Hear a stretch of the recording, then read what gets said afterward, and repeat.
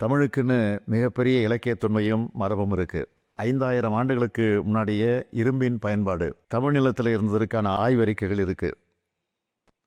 இப்படிப்பட்ட மாநிலத்தில் தொழில் தொடங்க உங்களை எல்லாம் நான் அழைக்கிறேன். எங்கள் தமிழ்நாட்டிலையும் பல ஜெர்மனி நிறுவனங்கள் தொழில் நடத்திக்கிட்டு இருக்காங்க.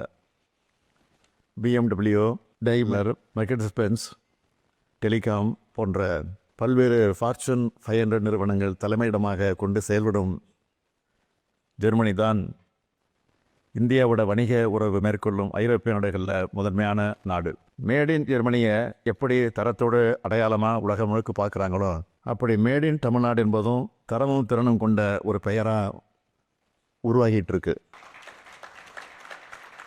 பைசைக்கிள் முதல் பேட்டில் டேங்க்ஸ் வர நாங்கள் தயாரிச்சிட்டு இருக்கோம். ஜெர்மனி மற்றும் தமிழ்நாட்டுக்கு இடையில் பொருளாதாரத்தில் நிறைய ஒற்றுமைகள் இருக்குது.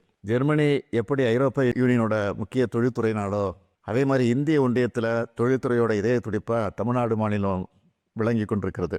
இன்னும் சொன்னால் தமிழ்நாடு தான் இந்தியாவினுடைய ஜெர்மனி.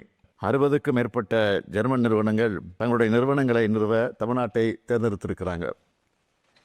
இந்த பொருளாதார உறவை மேலும் வலுப்படுத்தும் விதமாக நீங்கள் எல்லாரும் தமிழ்நாட்டில் முதலீடு செய்யணும்னு கேட்க வந்திருக்கிறேன்.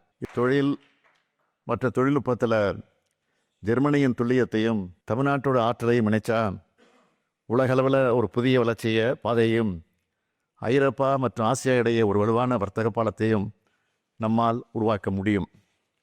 வணிகம் செய்வதை எளிதாக்கும் தரவரிசையில் அகில இந்திய அளவில் தமிழ்நாடு முன்னணி மாநிலங்களில் ஒன்றா இருக்குது. முதலீட்டாளர்கள் மேற்கொள்ளக்கூடிய திட்டங்களுக்கு அனைத்து வசதிகளையும் எங்களுடைய திராவிட மாடல் அரசு உறுதியாக வழங்கிட்டு வர்றதால முதலீடுகளுக்கு மிக சிறந்த மாநிலமாக தமிழ்நாடு விளங்கிட்டு இருக்கு. தமிழ்நாட்டில் தொழில்களை துவங்க பெறும் முதலீட்டாளர்களுக்கு எல்லா உதவியும் செய்கிறதுக்கு தமிழ்நாடு அரசு காத்திருக்கு.